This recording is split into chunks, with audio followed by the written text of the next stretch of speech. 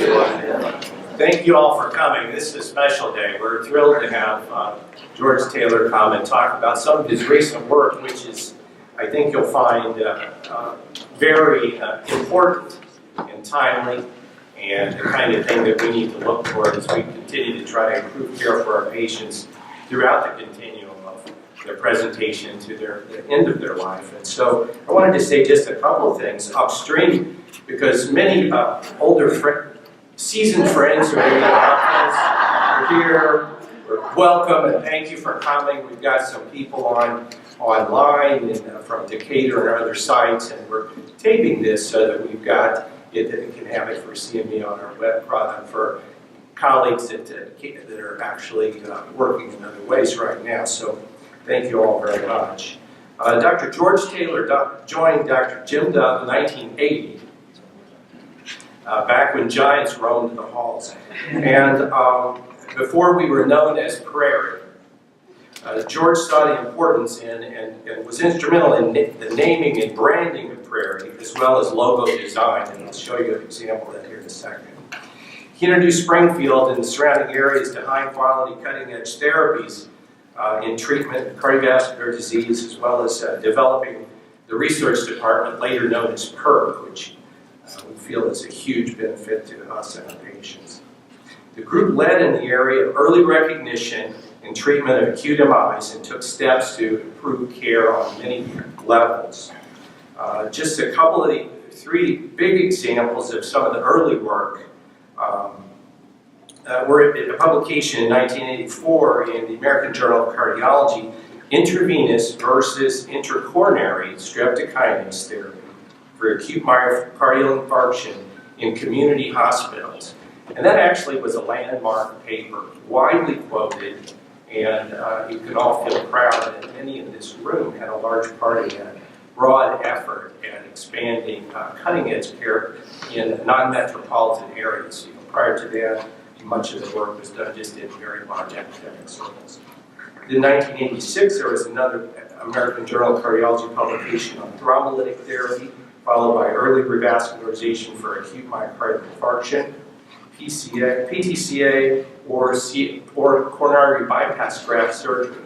They actually took these patients with streptokinase and operated on something. It was, back in the day, it was really amazing to think of, and this was, of course, the days when we didn't have stents for bailouts, and there were times in the past when it wasn't necessarily the good old days. Then another publication, 1991, reducing delay in ER use of administration of thrombolytic therapy for myocardial infarction associated with ST elevation. And all of these went together to give the impetus in the growth of our network and the growth of the STAT-HART program, which we use now.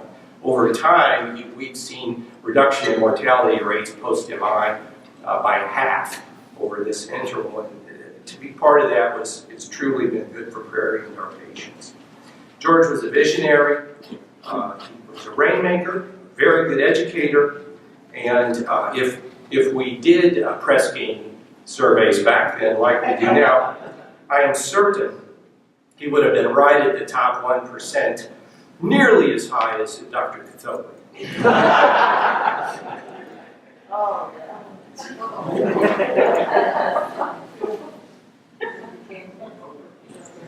I'm speechless. So this was George in the early days, when he, right about the time he came, I believe. This was, I hope you can see this, but this was a list of the vote that our founding fathers had about what should we name this group that Jim and George and Dick and Wes put together, and I'm certainly glad that budget cardiology did not.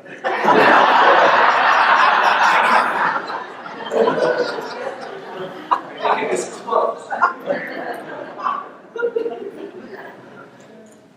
I hope that was a joke, but good sense of humor. Very good educator. Everybody that's ever heard George speak was appreciative of his delivery, and this was titled "The Prairie Dogs." Teresa Thompson found this, and I thought that this was particularly good of Dick Gazzoli right in the middle. And then, you know, to educate and still embarrass oneself is an ability.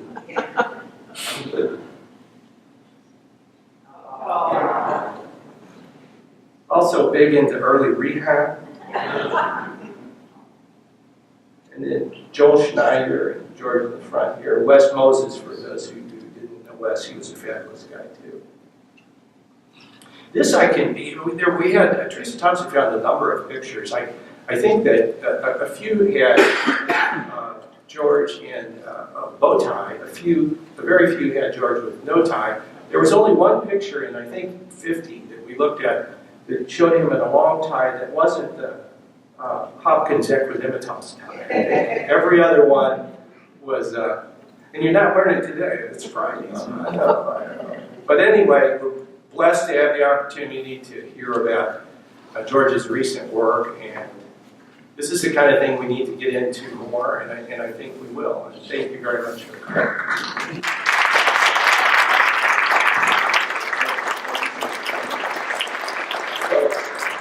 The story is that with that list of names, we could not agree on anything. So finally, we put names on the chalkboard, actually.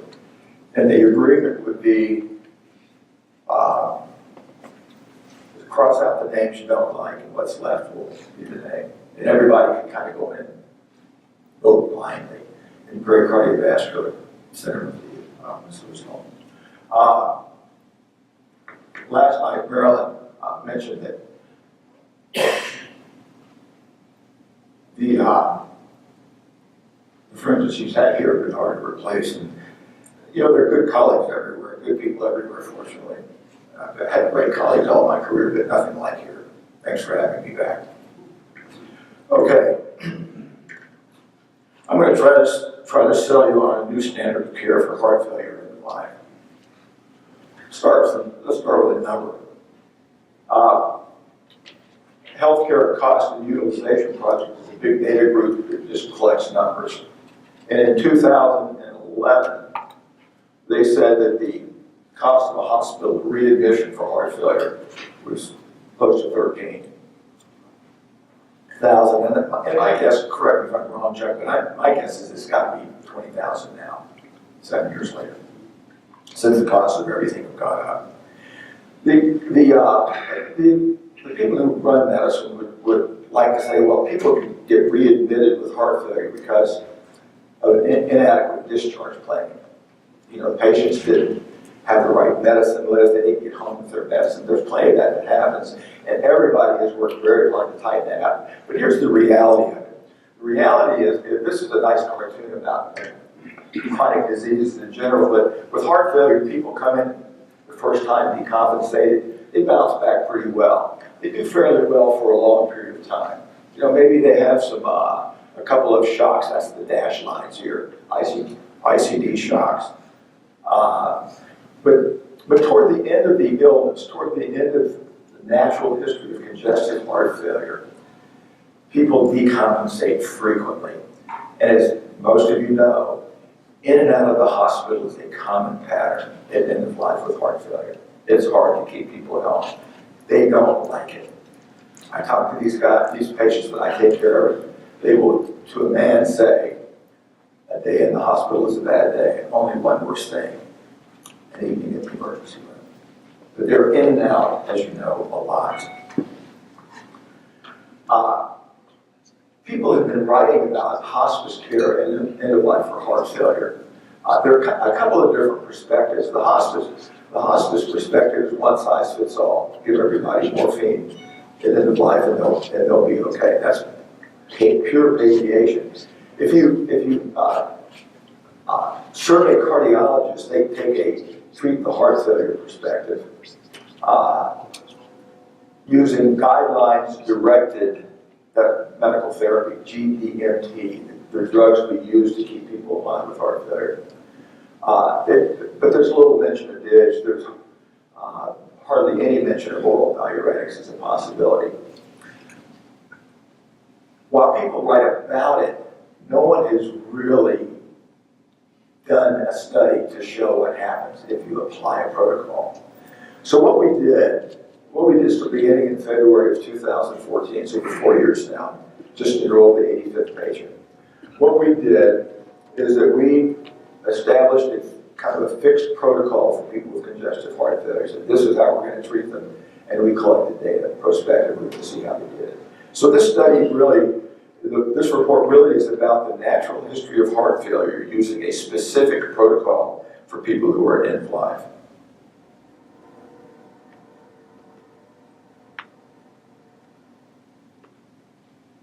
Let's see. The goals, and this is what we're able to tell patients. First goal is to maximize survival. We're not stopping the medicine to make people live longer. I wouldn't turn off ICDs for the most part until they're really in stage. To control symptoms, obviously, and to prevent heart failure remission. To cause the suffering. And what happens, by the way, in the hospital with heart failure? I mean, what do we get for that 20 grand? They lay around and get IV Lasix. Nothing else happens except that the house staff orders too much blood testing and, let's update the echo and so forth and so on. There are plenty of ways to identify end-stage people. There are about 20 different clinical variables that have been associated with early mortality. And there are actually scoring schemes using these data to assess who's going to die soon.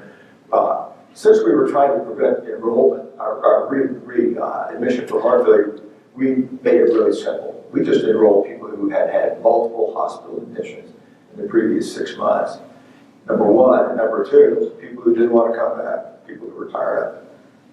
I emphasize that because talking about this, people think all they're trying to do is save money and they're mistreating people. No, this is really about, frankly, I think better medical care is we're doing what our patients really want and need. The principles of treatment, first of all, continue the beta blockers, Entresto, spironolactone, all ICD therapy, IV ICDs. Continue the treatment that's going to make people live longer. Number two is extremely important. I look the patient in the eye, they look me in the eye, we make the hospice agreement. And the agreement is, when you have more shortness of breath or more edema, you're going to call the hospice nurse. You're not going to head for the emergency room. We did it with home hospice nursing, using existing community programs. You're probably not familiar with the geography, but the VA hospital that I spend most of my time in is a kind of a tertiary center for a pretty big region. We take care of Myrtle Beach and Conway, which is 100 miles north. We're out west to a good 80 or 90 miles. We actually take care of patients in Savannah, Georgia.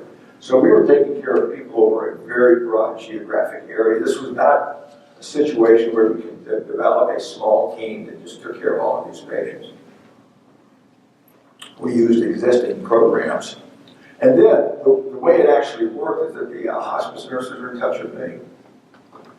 They were in touch with the mothership, so that I make phone rounds weekly, with hospice nurses. We don't bring people back from clinic unless they really need to, but it's rare.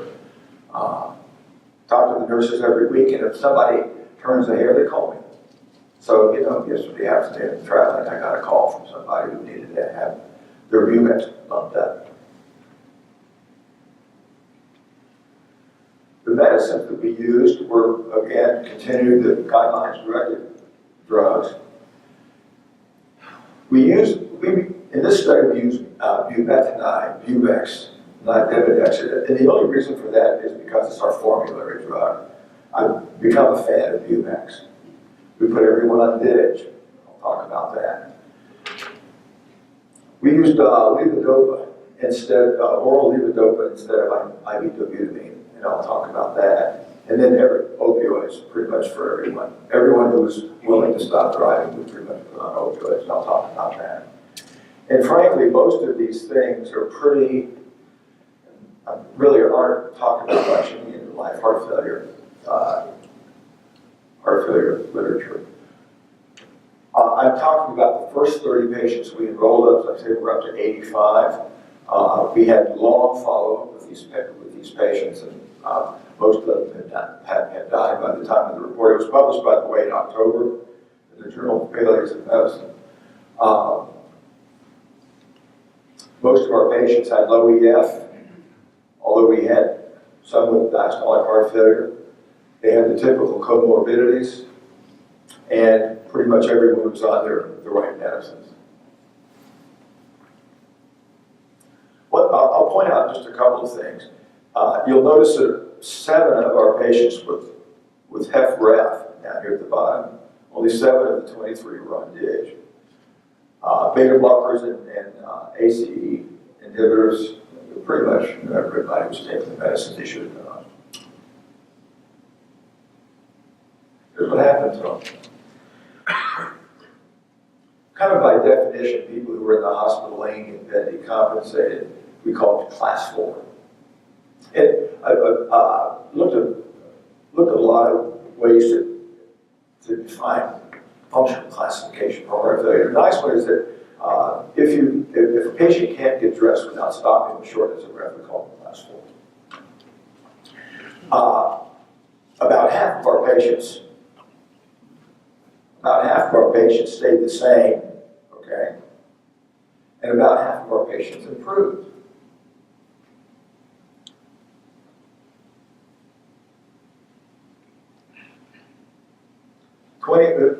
Long follow-up, 21 of our patients died. Look at this guy with 781 days in hospice. Yeah, these people didn't all just go home and turn up their toes and die. There were 2 patterns of survival. There was a group that died early. Within 5 months of enrollment, it's about half of the patients who died.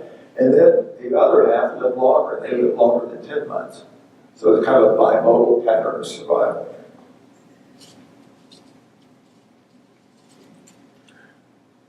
We wondered if we could identify the people who would live longer versus the people who would not live longer. And this table splits the group into death within 5 months versus live longer than 10 months. In terms of clinical characteristics, the duration of heart failure seemed to be important. The people who died early had heart failure for a long period of time. I think it makes sense. These people who died early, who had heart failure for 8, 9 years, they just didn't have much gas left in the tank. Whereas people who had just developed their heart failure fairly recently, they still had some reserve and lasted longer. Although the problem is there's a heck of a lot of overlap in those 2 groups. They didn't identify much. The thing that really identified early mortality was whether or not they got better. The people who came in and got better on therapy all lived longer. Whereas the people who came in and didn't get better, who stayed in functional class 4, they all died early. In other words, they really were real hospice patients who were really end of life. Seems kind of simplistic, doesn't it? Well, if they got better, they lived longer. And if they didn't get better, they died. You won't see it in print anywhere, but there was an article in JACC about 3 months ago now, looking at exercise rehab therapy for people with heart failure to see if it improved the outcome. And it didn't change survival. But the big breakthrough, they said, was that, well, what we did find, though, is that the people who were able to exercise lived longer. Same message, right? I mean, if you do better, you take a little longer. Okay.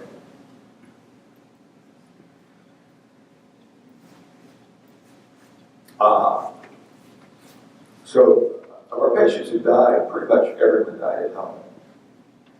1 died in the nursing home, and 1 died in the emergency room. It was one of our very early patients. His wife panicked. He was in pulmonary edema. Came into the ER and intubated. Okay, there was a terminal extubation the next morning. But when we started this, I wondered how we were going to keep people at home with that pulmonary edema. That's pretty bad, to treat. And it turns out it's not a common way that people die. If they're euvolemic, people tend not to die in pulmonary edema. The most common cause of death was what one of my colleagues called dry heart failure, or dry pump failure. And what happens is that it's like a lot of hospice death. The system just kind of winds down. They start sleeping more, go into coma, stop eating, and they die fairly peacefully. That was the common cause of death. And then there were some people who died suddenly. Pulmonary congestion, when it happened, turned out it's pretty easy to control with liquid morphine, PO liquid morphine.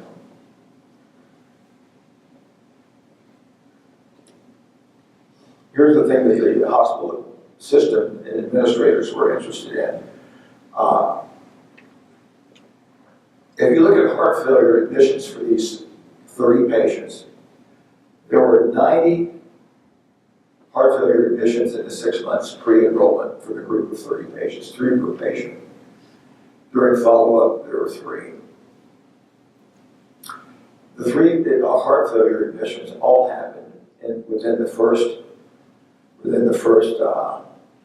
or 4 months of the program. We just haven't had it happen since. We kind of got it, as we were figuring it out, we had a couple people who came in.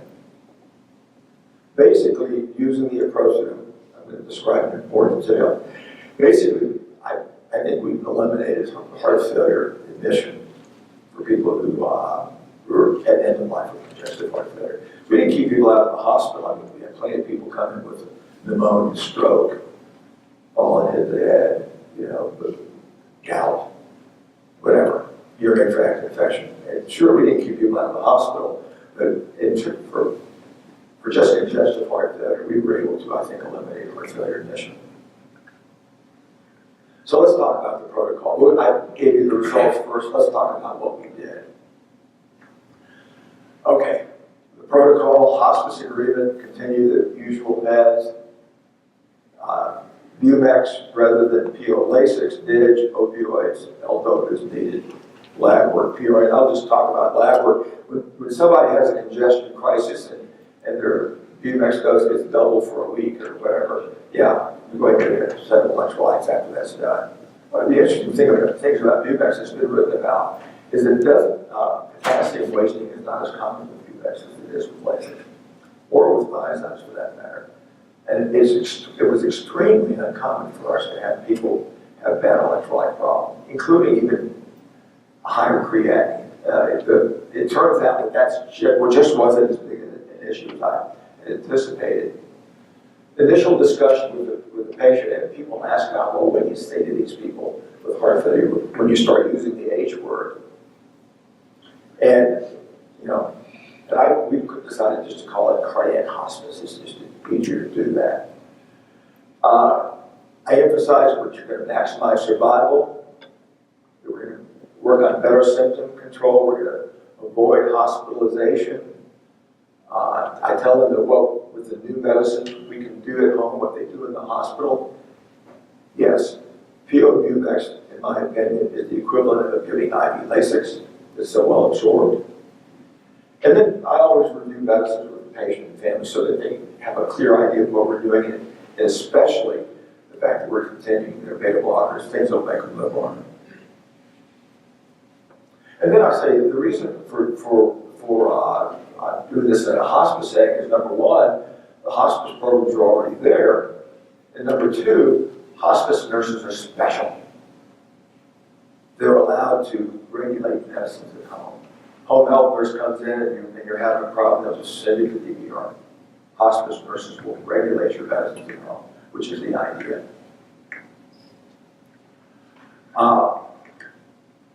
And emphasize that the hospice nurses are in touch with the home office, and the fact that we're going to be checking on them, even though they won't be seeing them. So let's talk about the palliative therapy. Palliative therapy number one. And by the way, I don't see much happening in the way of house staff here. diuretics don't make people live longer, or well, diuretics don't improve cardiac function, and they're not considered life-saving. They're really palliative meds. And I think, as I said, breakthrough observations of XPO, if you give enough, works just as well as IV Lasix. You just don't need to use IV Lasix. Adding metolazone makes a huge difference. There's a small literature saying that if you use hydrochlorothiazide, high dose of use as the metolazone, but metolazone really does work well. We've not used much aldactone as rescue therapy. Palliative medicine number 2. If you look at the big heart failure trials, it's usually less than 30% of people who are on DIG. And if you recall our entry profile, 7 of our 23 people low EF were on DIG. That's about standard for DIG use. The reason people worry about DIG is because it makes the heart muscle work harder. And so the question is, if you flog a sick muscle, are people going to die sooner? And there's a heck of a lot has been written in the last 10 years about how dangerous DIG is. In fact, a recent meta-analysis looking at 50 studies and hundreds of thousands of people said DIG shortened survival with heart failure, especially with atrial fibrillation. There's a reason to be concerned about this inotropic therapy hypothesis, and that is, if you look at experience with amrinone, dobutamine, milrinone, people don't live very long when they get on these drugs. I mean, they do seem to shorten survival. Now, having said that, these studies are all pretty old. My heart failure colleagues tell me now that they don't think that's the case anymore. The problem was that they were always pushing the dose to raise the cardiac output by 20 or 30%. You don't have to do that. I mean, if you raise the cardiac output with lower dose therapy by 4 or 5%, people probably do okay. So it may be that at low dose, people will do all right with catecholamines. But what about DIG? It turns out in that meta-analysis, looking at a couple 100,000 patients who've been in so-called trials, most of them were population studies. There was only one randomized trial, and this is it, the DIG trial, which is really one of the great randomized trials ever done. It was not a drug trial, it was run by the NIH and the VA, big study, 4-year follow-up. There were exactly 3,400 patients in the treatment group and the placebo group. It was mostly class 2 and 3 heart failure, as are most of these studies. Everybody was on an ACE inhibitor, which was the life-saving drug at the time, in 97. And here's the mortality result.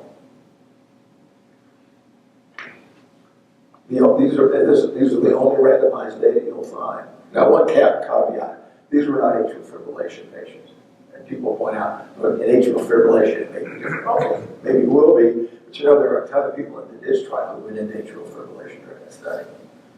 These are their survival data.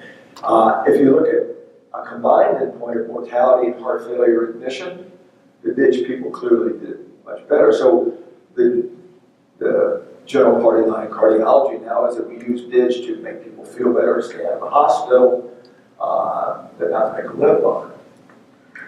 These are the data that support that. If you look more closely at the data, the sicker patients actually benefited more from DIG. People with ejection fraction less than 25% had this 11.2 number over here on the far right. That's the absolute percentage point difference in the combined endpoint. And people in class 3 or 4 heart failure down here at the bottom had a greater absolute benefit with the Johnson also. So the question is, if it works, how does it work? For just an inotrope, like milrinone or dobutamine, maybe people should die sooner. But I don't think that's the whole story. I asked colleagues in EP why DIG blocks the AV node. Is it a direct effect of DIG on the AV node, or is it vagatonic? Most of them now feel that it's the vagatonic effect of DIG. And if you look at measures of vagal tone and that heart rate variability, sinus arrhythmia is a vagus nerve mediated happening. So if you look at heart rate variability using the old HRV technology, that tells you whether vagus is working or not. And what they found in small studies of patients with heart failure is that when they put them on DIG, heart rate variability improves. Vagal tone increases. It turns out that, again, with looking at this autonomic imbalance hypothesis, high circulating catecholamines blocking alpha beta blockers makes people feel better. Well, as soon as you go into heart failure, cardiac output drops, the vagus nerve shuts off, heart rate goes up. So there's no vagal tone. There have been some studies recently looking at direct stimulation of the vagus nerve with this electrical TINS type device, stimulating and also stimulation of the carotid sinus to see if direct provocation of increased vagal tone will make people do come from heart failure. Everybody's arguing about the results. It's still being studied. And one of these studies said, well, we don't have any medical therapy to increase vagal tone. That's not true. That's what DIG does. And it very well may be that the reason DIG didn't knock everybody out is because it stimulates the vagus nerve.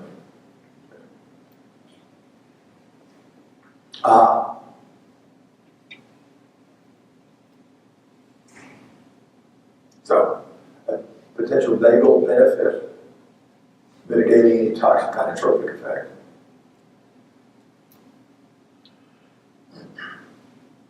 So, I give this talk to a lot of palliative care groups, and the single thing that scares the hospice guys the most is the thought of using digoxin.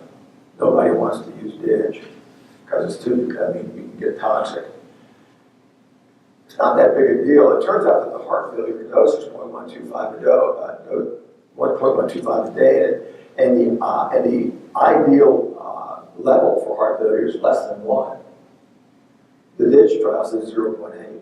So you don't. We've not had any DIG toxicity. We give this to a lot of people with bad renal function, with creatinine of 3.5 to 5, and we've not had a single case of DIG toxicity. We load them with a milligram. We put them on DIG if they got a high creatinine DIG Monday, Wednesday, and Friday. And a few weeks later, we get the DIG level, and we adjust the dose. We've not had any DIG toxicity problems using DIG, even for people with high creatinines.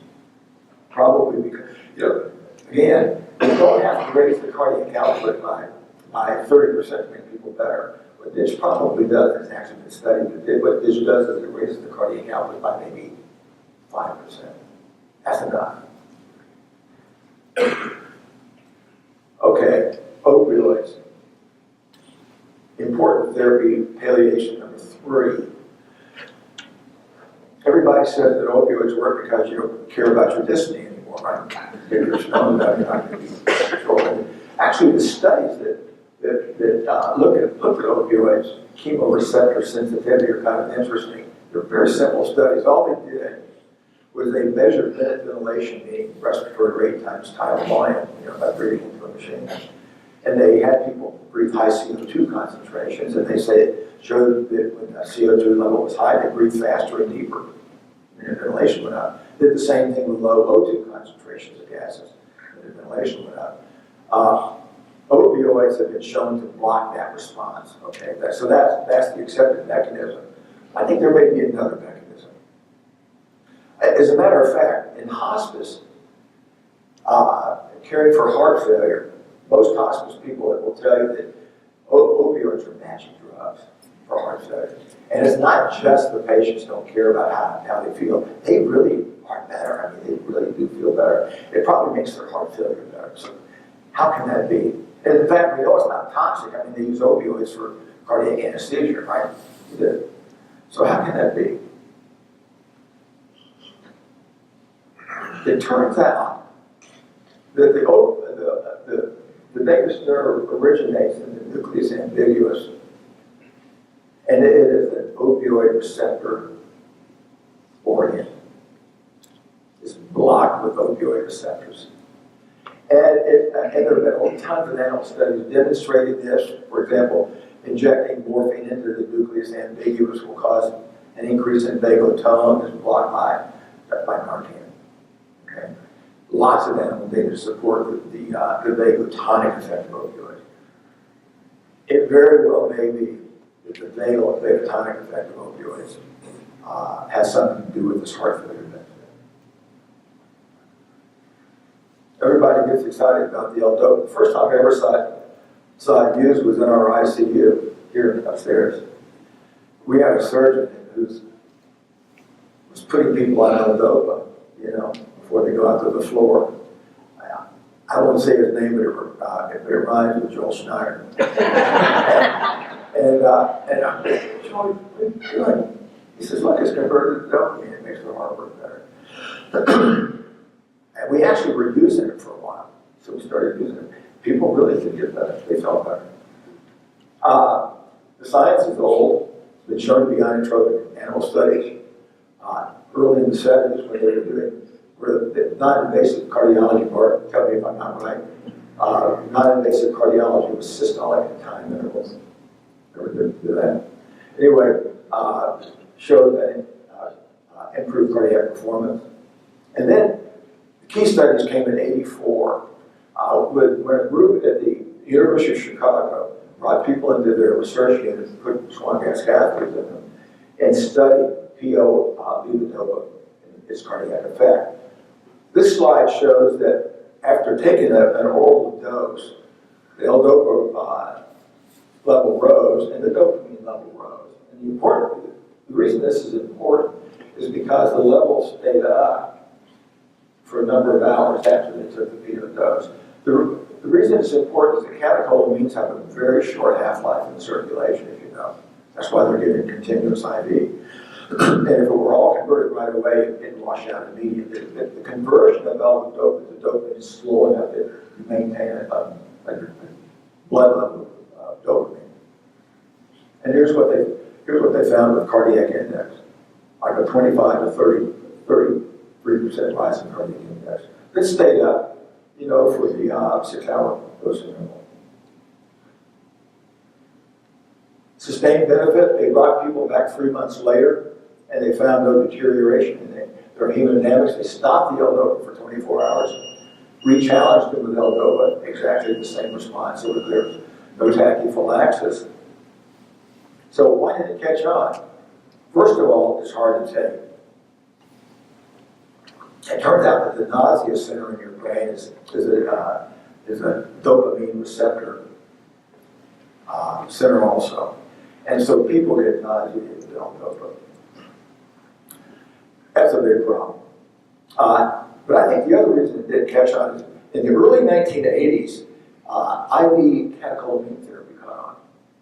I mean, everybody, every cardiology group worth of salt had infusion centers where people could come in and get IV dobutamine or dopamine, 4 hours of dopamine 3 or 4 days a week. And that was pretty sexy compared to making people throw up with L-dopa, right? So that was really what happened. And at the time this all developed, nobody knew that there was a mortality effect with the IV catecholamines. But that's just that became standard care.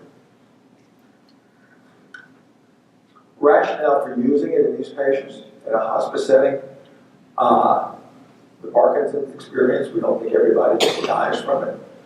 It's known to improve cardiac performance. Can't be any worse than IV dobutamine in terms of, or milrinone in terms of mortality effect. Plus, there's the PICC line. Our very first patient, the patient that kind of got this program started was the guy who had a PICC line and he kept looking at doorknobs and blowing it out. I finally said, we could probably, we just got to melt up it. Here's the problem that we had. It's no longer produced. It's manufactured as Sinemet for Parkinson's disease, which is a combination of L-dopa plus carbidopa. Carbidopa prevents the conversion of L-dopa to dopamine in the circulation.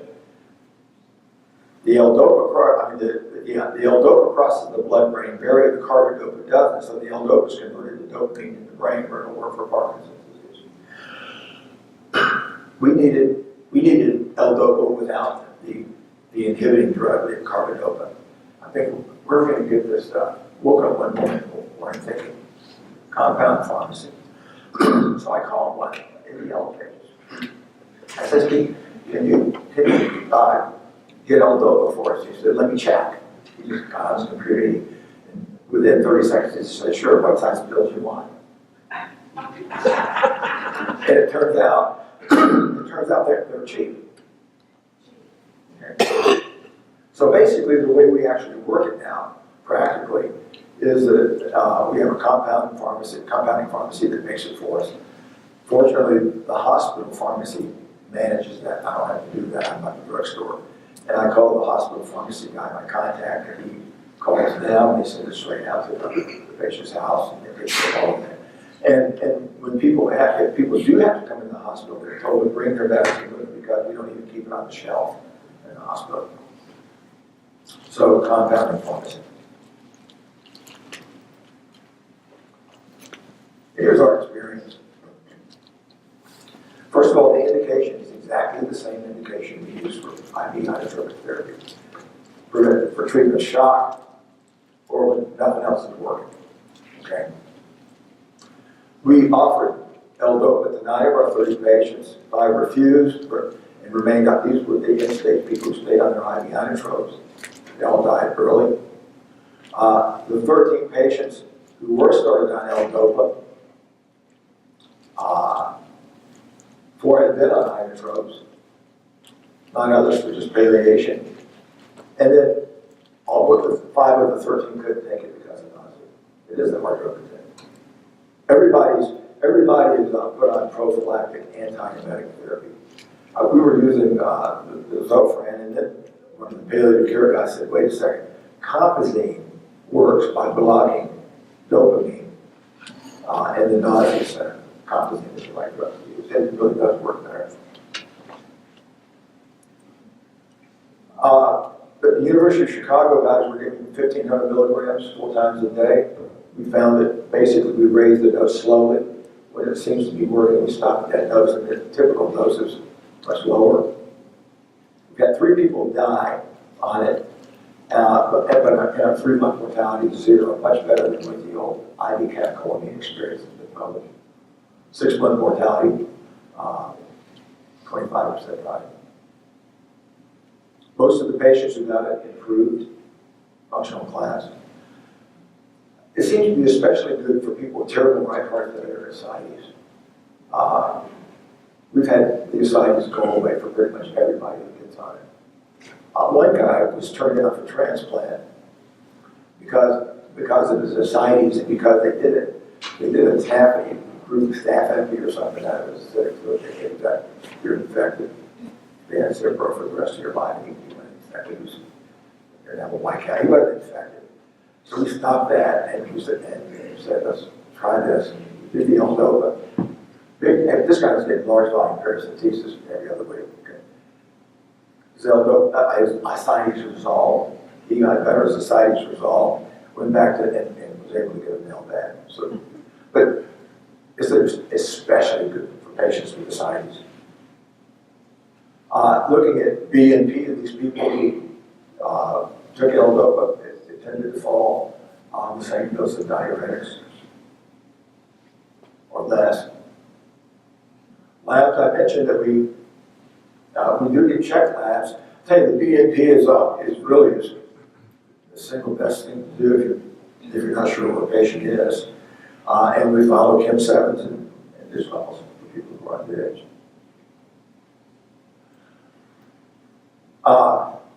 Based on this experience, okay, I still say, GDMT, beta blockers, ACE inhibitors, and Entresto, they not only make people live longer, therapy to make them feel better. They're palliative as well as lifelong.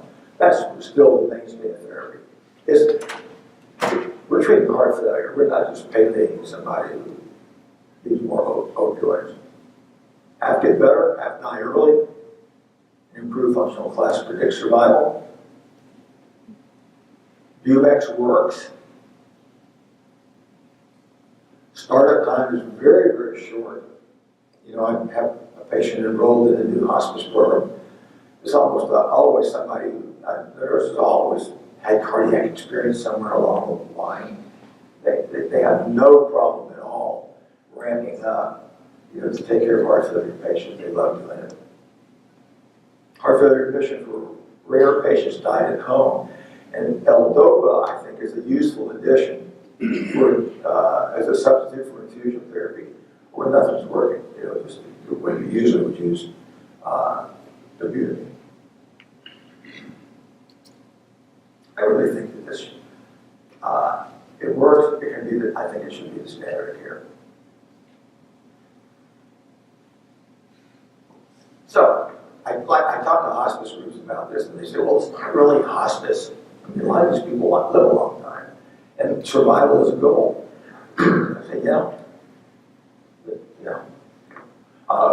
They always say, when do you turn off the ICD? When they get to be end stage, we turn off the ICD. And if a few patients won't let us do it, and we just make sure there's a magnet at the bedside. Amazing how often our hospice nurses have devices for turning off ICDs. It actually got it again. Anyway, so yeah, this is not hospice in the traditional sense, but on the other hand, hospice status, the rationale for treating severe terminal heart failure. Okay, that's important. Use of unconventional therapies, especially the opioids. I am not in the business of prescribing or ordering opioids. That's always done by the hospice medical director. So I never, you know, it's nice not to have to be in that. If the therapy works, I just don't want to have to be the one to prescribe it just because of appearances, etc. So the hospice medical directors are helpful with that. And the other thing is that we didn't need a specialized type system to do it. There's one study, one Australian study, Praise, I think is the name of it. At any rate, it's a study that did a randomized trial of hospice care for treating end-of-life heart failure. And they showed a cost benefit. They randomized patients and showed a cost benefit. They did not use DIG. They used IV Lasix. They just bring people in for IV Lasix when they needed it. And their patients weren't very sick. Their mortality rate was extremely low. The number one entry criterion was that they had to live within 30 kilometers of the treatment center. So what they were really, which is, you know, about 15 miles, what they were really doing was they were treating people in the neighborhood using their team of heart failure nurses who could go out and take care of these patients. We couldn't do that because of the geography. But it turns out that home hospice programs can do this. Now, one problem that I'm dealing with right now is that home hospice costs, it's a per diem charge. And right now in our area, the home hospice per diem charge is $150 a day. So somebody stays in hospice for 781 days. You know, that's a pretty big bill. You could argue that it's still cheaper than a hospital admission. We've had, by the way, recently in the last year, because of some Medicare audits of the hospice program, we've had 5 of our patients kicked out, you know, because they've just done too well. As of last week, we were batting 1,000. All 5 have been readmitted with heart failure since discharge. But still, that's an issue. Well, I think the model that we're moving toward is that we're going to enroll people in the hospice programs, keep them there for 3 months. If they're stable and doing well and it's looking okay, they're going to be shifted over to the home health program, still run by that same system. Intrepid Hospice in our area also does Intrepid Home Health. So, you know, we're going to figure out a way so that it's not the daily per diem for somebody who's being visited once a week or twice a month. That's an issue that has to be worked out. Another thing that we're working on is is pionolinone. Nolinone can be taken orally. It's stable enough to take orally. And there have been clinical trials using it. The next big thing is to get away from the dobutamine, start using milrinone. The compounding pharmacies can't make pills with it, they don't have it. We're looking at whether or not we can just break open vials from the ICU, break open vials and put them in the applesauce, so people can take it. And it turns out it's cheap. Even to do it that way, it's not that expensive to use the vials we have in the ICU to get them. So that's another thing we're working on. The next question is who should do it.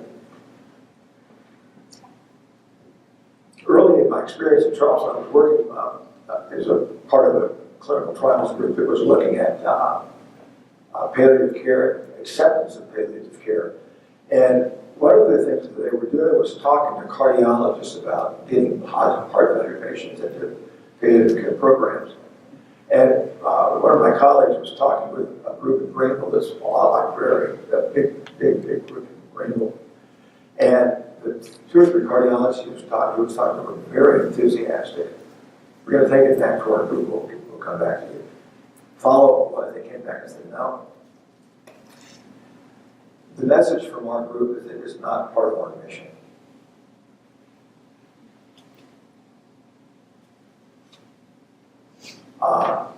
There was reminiscent of oncology in palliative care medicine. Quite frankly, for most oncologists, taking care of end-of-life patients is not part of their mission. We're not very, and oncologists, correct me if I'm wrong, Pat, but oncologists as a group are not very reliable as a group. There are some who are wonderful, but as a group, there's always one more rapid therapy. They don't do end-of-life care very well. But cardiologists really aren't that interested. Another problem is, how do you charge for it? I have to figure that out. But I think that what we're going to move to is, I think this is something we can do in mid-levels.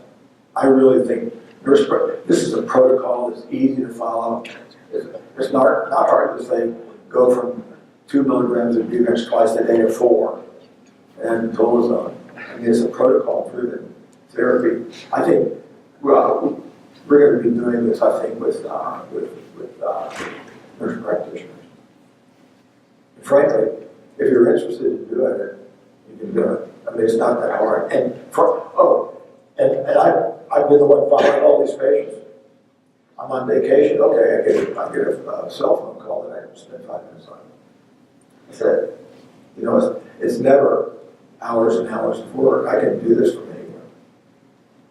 And if you're interested in doing it, you want to talk about it, I put my contact information. I meant to put it up there even smaller than that. Thank you very much.